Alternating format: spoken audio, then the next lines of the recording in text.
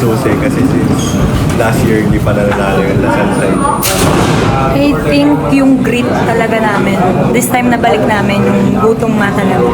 And yun nga, na-remind ko lang talaga na kailangan namin pagugutan kasi yung isa't isa. Kasi may, yung past few games namin, parang nagkanya-kanya talaga kami. So, nahihirapan kami. Kasi nga, hindi naman kami ganun na isa lang yung pupuntos, isa lang yung gagalaw. Kailangan teamwork. So, napakita naman namin kanina. Yun, positive naman yung lumabas. So, sana matuloy-tuloy namin in the next games.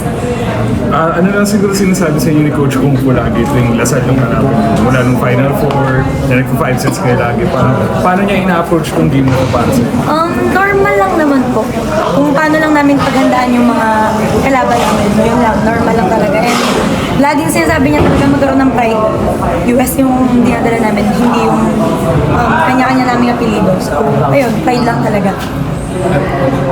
Bago pa yung season, laging talking point ng USD, stepping up dahil kulang kayo. Pero ito napatunayan nyo in this high pressure game, lalo na yung young players like si Long Rosel, sabi ni kasi sobrang proud siya sa ginawa, pinakita nila. Ano masasabi niya? Same, sobrang nakaka-proud and nandun sila sa loob ng court, never ko naman silang hinayaan. Talagang kailangan kasi may magpupush sa kanila kasi na syempre, for sure, panghinaan ng loob kasi nga routine, ganyan.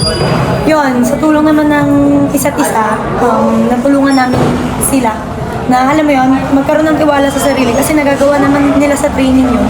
Why not i-galaw namin kung ano yung, or igalaw nila kung ano yung training namin.